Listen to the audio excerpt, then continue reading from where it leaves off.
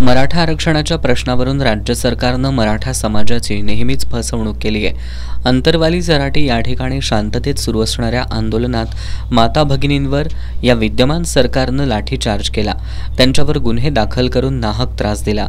मराठा समाजाचे नेते मनोज जरांगे पाटील यांची चौकशी लावली। या सगळ्यामुळे मराठा समाजाच्या भावना दुखावल्या गेल्याचं सकल मराठा समाजाच्या वतीनं पत्रकार बैठकीत सांगण्यात आलं।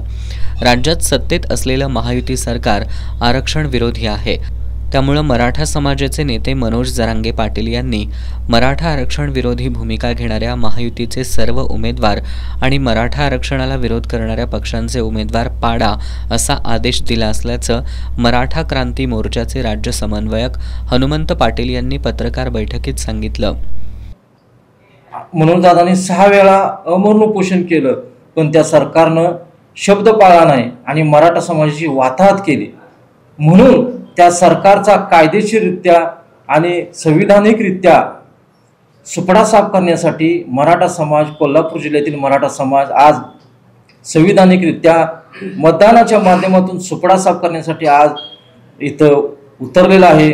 आणि आमच्या सर्व तालुक्यातील सर्व मराठा बांधवांना आम्ही काल मेसेज दिलेला आहे की तुम्ही जे सत्ताधारी सरकार आहे त्या सरकारचा सुपडा साफ करा, जेणेकरून त्यांनाही कळून दे की मराठा समाजाच्या बाबतीत काय भूमिका भविष्यामध्ये घ्यायची, तर विचार करून घ्यावा लागेल।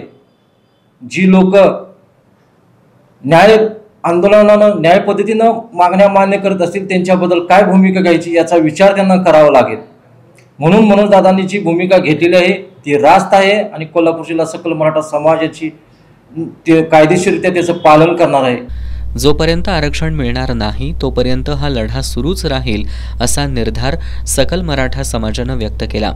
यावेळी जिजाऊ ब्रिगेडच्या जिल्हाध्यक्षा चारुशीला पाटील, सकल मराठा समाजाचे भगवान कोईगडे, शहाजी देसाई, निलेश चव्हाण, दत्तात्रय दीक्षित, रणजित चव्हाण, सिद्धोजी माने, नामदेव भराडे, सूर्याजी राऊत, संतोष वाडकर, रविकिरण निकम, अमरसिंह राजे, युवराज निकम, डॉक्टर रघुनाथ मगदूम, विनायक पोवार, अजित तिप्पे, सुनील तिप्पे, किशोर कारिवडेकर, कुलदीप भोसले, संदीप तिप्पे, सौरभ तिप्पे, राजाराम देसाई आदी उपस्थित होते।